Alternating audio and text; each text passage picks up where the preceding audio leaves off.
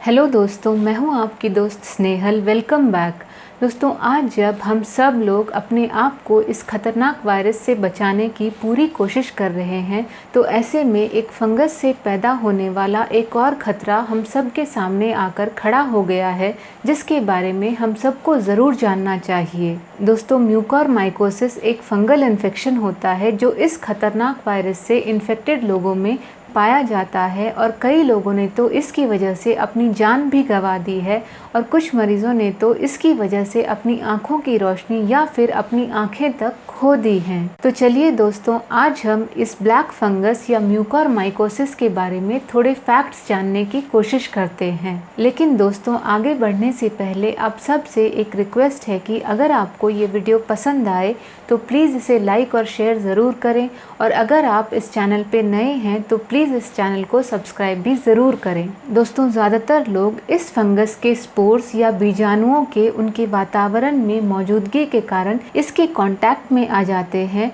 या इसे इनहेल कर लेते हैं, जिसकी वजह से उन्हें ये फंगल इन्फेक्शन होता है। दोस्तों, ये फंगल इन्फेक्शन इस खतरनाक वायरस से ठीक हो रहे लोगों या ठीक हो चुके लोगों में ज़्यादा पाया जाता है। दोस्तों, इसके अलावा जिन लोगों का ब्लड शुगर कंट्रोल में नहीं होता है और जिन लोगों की रोगों से लड़ने की शक्ति या इम्यूनिटी बहुत ही ज़्यादा कमज़ोर होती है, उन्हें भी इस ब्लैक फंगस से सावधान रहने की ज़रूरत होती है। दोस्तों, भारतीय चिकित्सा अनुसंधान परिषद या ICMR के द्वारा जारी की गई एक एडवाइजरी के अनुसार इस वायरस से इन्फेक्टेड पेशेंट्स में इन सब कारणों से इस ब्लैक फंगस के इन्फेक्शन के होने का खतरा काफ़ी बढ़ जाता है। दोस्तों, फर्स्ट है अनकंट्रोल्ड डायबिटीज़ के कारण। दोस्तों, सेकंड है स्टेरॉइड्स जैसे कि डेक्सामीथाजोन और मिथाइल प्रेडनिसोलोन आदि के कारण होने वाले इम्यूनोसप्रेशन या डिक्रीज्ड इम्यूनिटी के कारण। इसके अलावा लंबे समय तक ICU, हॉस्पिटल या फिर ऑक्सीजन सपोर्ट पर रहने के कारण भी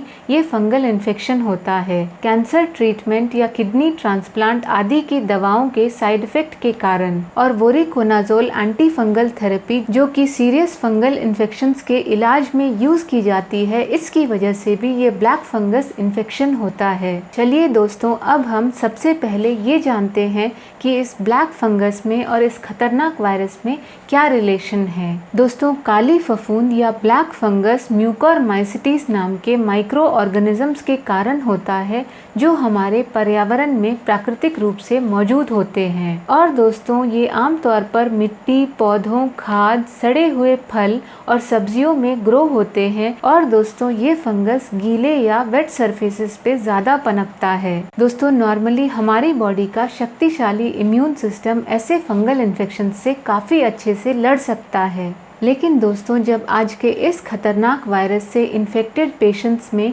स्टेरॉइड्स जैसे कि डेक्सामीथाजोन और मिथाइल प्रेडनिसोलोन आदि का यूज़ किया जाता है, जो उनकी डिजीज फाइटिंग एबिलिटी या इम्यूनिटी पर असर डालकर उसे कम कर देता है, तो दोस्तों ऐसे में डिक्रीज्ड इम्यूनिटी के कारण इन पेशेंट्स को म्यूकोरमाइसिटीज जैसे माइक्रो ऑर्गेनिज्म से लड़ने में काफ़ी दिक्कत आती है, जिसकी वजह से उन्हें ब्लैक फंगस या म्यूकोरमाइकोसिस इन्फेक्शन हो जाता है। दोस्तों, इसके अलावा जब हॉस्पिटल्स के ICU में ह्यूमिडिफायर्स का यूज किया जाता है, तब वहां पर ऑक्सीजन थेरेपी ले रहे पेशेंट्स को वहां पे मौजूद नमी या मॉइस्चर के कांटेक्ट में आने के कारण भी ये फंगल इन्फेक्शन होने का खतरा रहता है। लेकिन दोस्तों, इसका मतलब ये बिल्कुल भी नहीं है कि ICU में रहने वाले हर पेशेंट को ये म्यूकोरमाइकोसिस इन्फेक्शन हो जाता है। दोस्तों, ये फंगल इन्फेक्शन डायबिटीज वाले पेशेंट्स के लिए ज़्यादा खतरनाक होता है, और ऐसे में अगर उनका तुरंत इलाज ना किया जाए तो कभी कभी ये उनके लिए जानलेवा भी साबित होता है।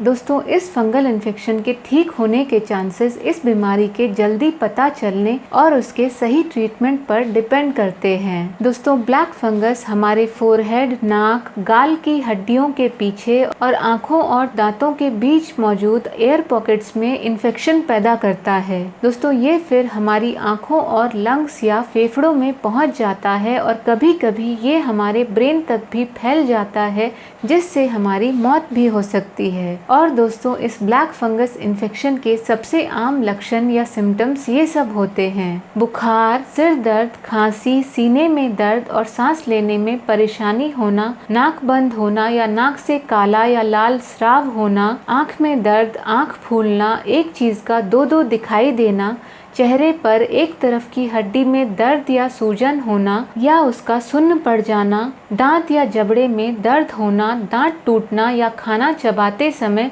दांत में दर्द होना, उल्टी या खांसने पर बलगम में खून आना आदि। दोस्तों, ये इन्फेक्शन आमतौर पर हमारी स्किन से शुरू होता है और फिर हमारी बॉडी के दूसरे पार्ट्स में फैल जाता है। और दोस्तों, इसके ट्रीटमेंट में इस फंगस से इन्फेक्टेड सभी डेड और इन्फेक्टेड टिश्यूज को हटाने के लिए सर्जरी की जाती है। कुछ पेशेंट्स के तो अपर जॉ या कभी कभी उनकी आंख को भी निकालना पड़ता है। दोस्तों, इसका इलाज 4 to 6 वीक्स की एंटी फंगल थेरेपी के द्वारा किया जाता है। और दोस्तों, क्योंकि ये इन्फेक्शन हमारी बॉडी के अलग अलग पार्ट्स को इन्फेक्ट करता है दोस्तों, इसीलिए इसके ट्रीटमेंट में जनरल फिजिशियन के अलावा न्यूरोलॉजिस्ट, ENT, आई और डेंटल डॉक्टर्स के साथ साथ सर्जन्स आदि की भी मदद लेनी पड़ती है। दोस्तों, अगर इस वायरस से इन्फेक्टेड पेशेंट्स को डायबिटीज हो तो उन्हें सबसे पहले अपने ब्लड शुगर को कंट्रोल करने की जरूरत होती है या हाइपरग्लाइसीमिया से बचने की जरूरत होती है। और दोस्तों, ऐसे पेशेंट्स के लिए अपने आप दवाई लेना या सेल्फ मेडिकेशन करना और ज़्यादा स्टेरॉइड्स लेना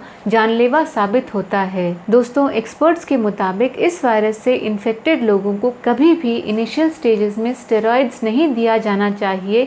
इन्फेक्शन के 6 दिन बाद ही उन्हें स्टेरॉइड्स दिया जाना चाहिए और उनके स्टेरॉइड की डोज और ड्यूरेशन का भी खास ख्याल रखा जाना चाहिए। दोस्तों, स्टेरॉइड्स के अलावा टोसिलीजुमैब और इटोलिजुमैब जैसी एंटीवायरल मेडिसिन के यूज से भी हमारी इम्यूनिटी कम होती है। और दोस्तों, जब इन दवाइयों का सही से यूज नहीं किया जाता है तो ये भी ब्लैक फंगस इन्फेक्शन के खतरे को काफी बढ़ाते हैं। और दोस्तों, आमतौर पर जिन लोगों को HIV या AIDS, uncontrolled blood sugar, cancer आदि हो या फिर उनका ऑर्गन ट्रांसप्लांट हुआ हो या वो लॉन्ग टर्म कॉर्टिकोस्टेरॉइड और इम्यूनोसप्रेसिव थेरेपी ले रहे हों, उन्हें इस फंगल इन्फेक्शन का खतरा ज़्यादा रहता है। दोस्तों, चलिए अब हम इस फंगल इन्फेक्शन से बचने के लिए हमें किन किन बातों का ध्यान रखना चाहिए वो जानते हैं। दोस्तों, सबसे पहले ऑक्सीजन थेरेपी ले रहे पेशेंट्स के लिए ये सुनिश्चित किया जाना चाहिए कि उनके ह्यूमिडिफायर का पानी साफ हो और उसे रेगुलरली चेंज किया जाए। और दोस्तों, उसमें किसी भी तरह की लीकेज नहीं होनी चाहिए क्योंकि गीले या वेट सरफेसेस पे इस फंगस की ग्रोथ ज्यादा होती है। और दोस्तों, अगर आपको घर पर ऑक्सीजन लगाया जा रहा हो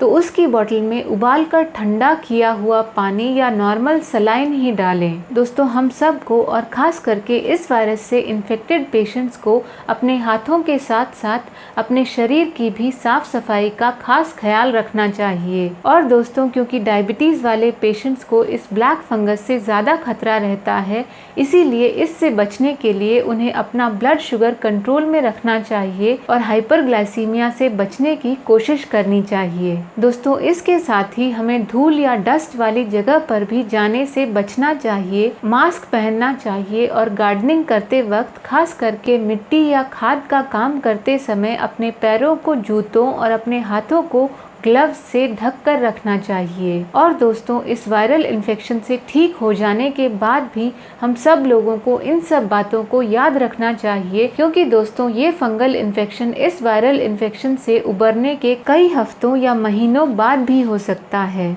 और दोस्तों, इस फंगल इन्फेक्शन के खतरे से बचने के लिए हमें हमेशा डॉक्टर की एडवाइस पर ही स्टेरॉइड्स का यूज करना चाहिए और उसके सही समय, सही डोज और सही अवधि या ड्यूरेशन का भी ध्यान रखना चाहिए। दोस्तों, हमें बिना डॉक्टर की सलाह के खुद या अपने दोस्तों, रिश्तेदारों आदि के कहने पर कभी भी स्टेरॉइड्स नहीं लेना चाहिए क्योंकि दोस्तों, इन स्टेरॉइड्स के बहुत सारे साइड इफेक्ट्स होते हैं और इससे ये ब्लैक फंगस की बीमारी और भी ज्यादा बढ़ सकती है। दोस्तों, स्टेरॉइड्स के अलावा कई एंटीवायरल्स और एंटीबायोटिक मेडिसिन का यूज भी हमारी इम्यूनिटी को कम करता है जिससे इस ब्लैक फंगस का खतरा काफी बढ़ जाता है। और दोस्तों लास्ट में ब्लैक फंगस के किसी भी सिम्टम को कभी भी हल्के में ना लें। दोस्तों इस वायरल इन्फेक्शन के इलाज के बाद नाक बंद होने को सिर्फ बैक्टीरियल साइनसाइटिस ना समझें और सिम्टम्स दिखने पर तुरंत ही जांच जरूर करवाएं। दोस्तों आप अपने आप ही इस ब्लैक फंगस या म्यूकरमाइकोसिस इन्फेक्शन का इलाज करने में कभी भी समय बर्बाद ना करें और इस खतरनाक वायरल इन्फेक्शन के ठीक होने के बाद भी अपने सिम्टम्स पर कड़ी निगरानी रखें, क्योंकि दोस्तों बीमारी का जल्दी पता लगने से इस ब्लैक फंगस इन्फेक्शन के ट्रीटमेंट में आसानी होती है, जिससे आप इस प्रॉब्लम से आसानी से छुटकारा पा सकते हैं। दोस्तों अगर आपके पास भी इस ब्लैक फंगस से जुड़ी कोई बात या सजेशन हो तो प्लीज़ उसे कमेंट सेक्शन में ज़रूर शेयर कीजिए। दोस्तों आई होप कि आपको आज का ये वीडियो पसंद आया होगा। अगर हाँ then please do like and share the video with your friends and family. और अगर आपने अभी तक इस चैनल को सब्सक्राइब नहीं किया है तो प्लीज़ इसे सब्सक्राइब भी ज़रूर करें। मिलते हैं नेक्स्ट वीडियो में, तब तक के लिए घर पर ही रहिए और सुरक्षित रहिए। Bye bye and thank you.